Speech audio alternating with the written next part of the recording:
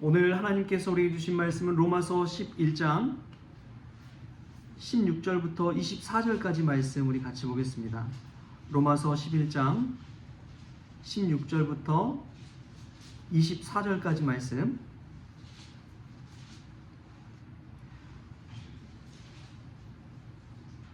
제가 한 절, 여러분이 한 절 교독하도록 하겠습니다. 제사하는 처음 익은 곡식가루가 거룩한즉 떡덩이도 그러하고 뿌리가 거룩한즉 가지도 그러하니라. 또한 가지의 열매가 행복되되 거룩한 내가 그들 중에 정부침이 되어 차분감나무 뿌리의 진액을 함께 받는 자가 되었은즉 그 가지들을 향하여 자랑하지 말라. 자랑할지라도 내가 뿌리를 보존하는 것이 아니요 뿌리가 너를 보존하는 것이니라. 그러면 내 말이 가지들이 꺾인 것은 나로 접붙임을 못하게 하려 함이라 하니라. 옳도다. 그들은 믿지 아니함으로 꺾이고 너는 믿음으로 섰느니라. 높은 마음을 품지 말고 도리어 두려워하라. 하나님의 원 가지들도 아끼지 아니하였으므로 너도 아끼지 아니하시리라. 그러므로 하나님의 인자하심과 준엄하심을 보라. 넘어지는 자들에게는 준엄하심이 있으니 너희가 만일 하나님의 인자하심에 머물러 있으면 그 인자가 너희에게 있으리라. 그렇지 않으면 너도 찍히는 바 되리라. 그들도 믿지 아니하는데 아버지 하나님이 안하셔 정부침을 받으리니 이는 그들을 정부치실 능력이 하나님께 있습니다. 함께 읽겠습니다. 내가 원 돌감람나무에서 지킴을 받고 본송을 거슬러 좋은 감람나무에 접붙임을 받았으니 원 가진 이 사람들이야 얼마나 더 자기 감람나무에 접붙이심을 받으랴. 아멘. 할렐루야. 말씀 가운데 귀한 은혜가 저와 여러분의 있기를 소망합니다. 우리 예수님은 은혜와 진리가 충만하신 분인 줄 믿습니다. 은혜와 진리가 충만하신 예수님을 생각할 때에 은혜는 인자하심을 이야기한다면 진리는 준엄하심을 이야기하고 있습니다. 오늘 말씀에서도 하나님께서 인자하심을 가지고 대할 때 정말 사랑의 마음, 은혜의 마음으로 대하지만 하나님께서 준엄하신 마음으로 대할 때는 정말 무섭게 징계하시고 또 가지도 꺾어보시고 버리시고 원감람나무까지도 그냥 이 징계하시는 그 모습을 보게 됩니다. 우리가 은혜와 진리가 충만하신 예수님, 또 인자하심과 준엄하심이 있으신 하나님에 관해서 늘 생각할 수 있기를 소망합니다. 오늘 말씀에 보면은 뿌리가 거룩한즉 가지도 그러하니라 라는 말씀을 합니다. 여러분, 가지가 먼저입니까? 뿌리가 먼저입니까? 뿌리가 먼저지요. 뿌리가 내 땅에 뿌리가 내린 이후에 이 가지가 솟아나고 줄기가 솟아나고 이파리가 나고 열매가 맺게 되는 것이죠. 이것이 순서입니다. 이것은 다시 말하면 유대인과 이방인에 관해서 바울이 이야기하고 있는 거예요. 그래서 먼저는 유대인에게요, 다음은 헬라인에게로다 라는 말씀을 하고 있잖아요. 이 로마서 말씀에서 그 순서를 참 바울은 중하게 여겼습니다. 근데 먼저 뿌리된 유대인이 복음을 받아들이지 않으니까 그것이 이방인에게 가서 이방인들에게 귀한 은혜의 열매로 이 복음을 받고 믿는 자들이 되고 의인이 되고 구원받는 자가 되었다는 그런 이야기입니다. 근데 참 경고의 말씀이기도 해요. 먼저 된 자로서, 먼저 뿌리된 자로서, 먼저 복음을 받은 자로서 신실하게 살아야 되는데 그렇지 못할 때 그들까지도 그냥 가지를 쳐버리시고 오히려 나중에 접붙임을 받은 돌감람나무 같은 이방인들이 하나님의 은혜 가운데 가지도 더 풍성해지고 열매도 풍성해지는 그러한 삶을 살게 된다는 것입니다. 이것은 유대인들의 이 복음을 받아들이지 않는 것에 대한 책망의 이야기이기도 하지만 지금 복음을 받아들인 이방인에 관해서도 무섭게 징계하시는 말씀이 될 수가 있습니다. 너희들도 지금 신실하게 하나님을 믿는 것 같지만 너희들도 하나님을 떠나면 언제든지 하나님께서 너희를 준엄하게 징계하실 수가 있다는 것이죠. 그러니까 교만하지 말고 늘 겸손한 삶을 살라고 이 바울은 이야기하고 있습니다. 믿음에도 참 순서가 있습니다. 세대도 그런 것 같아요. 작년 세대가 있었기 때문에 지금의 청년 세대도 있는 것이지요. 부모와 자녀가 순서가 바뀔 수가 있습니까? 절대 그럴 수 없습니다. 부모님들이 있기 때문에 자녀도 있는 것이지요. 당연한 순리입니다. 근데 자녀가 그것을 깨닫지 못하고 부모를 욕하고 부모에게 효를 다하지 못하고 왜 자신을 낳았느냐고 막 그런 이야기를 한다면은 그 은혜를 모르고 교만하게 이 자녀가 살아가는 것이죠. 바울은 먼저 그것을 짚고 있습니다. 저도 이 말씀 묵상하는데 저는 믿음의 선배들을 생각해 봤습니다. 신학교 시절에 정말 좋은 선배들이 많았거든요. 이 아낌없이 주는 나무란 책을 선물해 주면서 선영아 가난하고 빈 마음으로 하나님 섬기는 귀한 목회자가 되라. 이 책을 딱 앞에 서가지고 이렇게 선물을 받는데 신학교 시절에 너무나 감동이 됐습니다. 나도 저런 선배처럼 목회해야지. 근데 그 선배가 신학교 졸업하더니 카페를 차리고 제주도로 내려가서 그냥 카페 차리고 살더라고요. 아니 나보고는 가난하고 빈 마음으로 목회하라고 그러더니 본인은 그냥 카페 차려가지고 좋은 데서 그냥 산다고.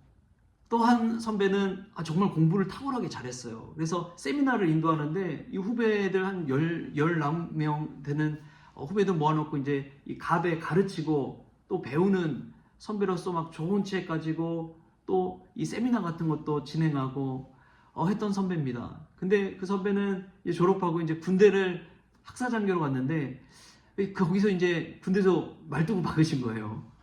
그래서 이제 중령까지 하시고 이제 제대하셨습니다. 근데 참 안타깝더라고요. 야, 저렇게 탁월하고 성경 말씀에 대해서 깊은 지식도 있고 또 리더십도 있고 인물도 좀 괜찮았어요. 그래서 야, 저분 목회하면은 저 선배 목회하면 정말 잘하시겠다. 근데 그분도 이제 그렇게 가버리시고 또 1년 선배 중에서도 야, 정말 찬양이 탁월해요. 성품도 좋고. 그래서 야, 저 선배가 찬양할 때마다 은혜 받고 감동받고.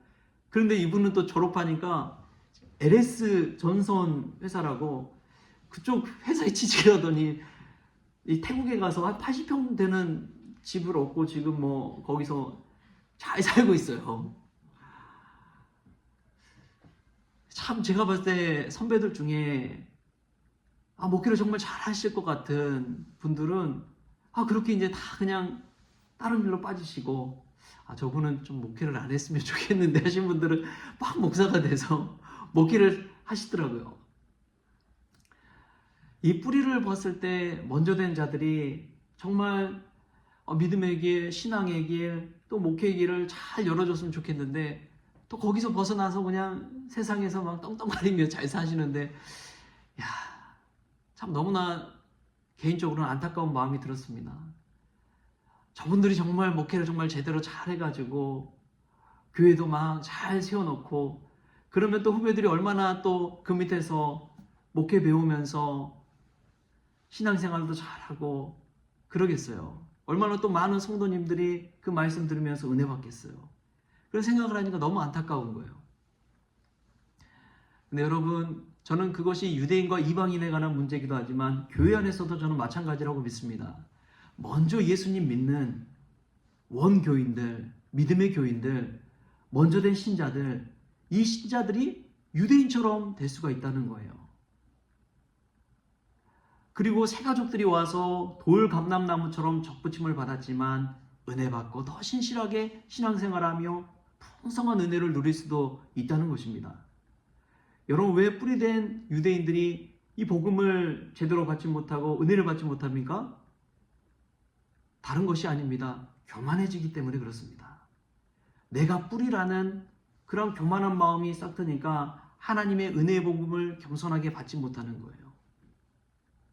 내가 먼저 되고 내가 오랫동안 믿어왔고 내가 나이도 좀 있고 내가 더 많은 것들을 알고 그러다 보니까 교만해서 하나님의 은혜를 누리지 못하는 거예요. 한 목사님이 그런 비유를 하더라고요.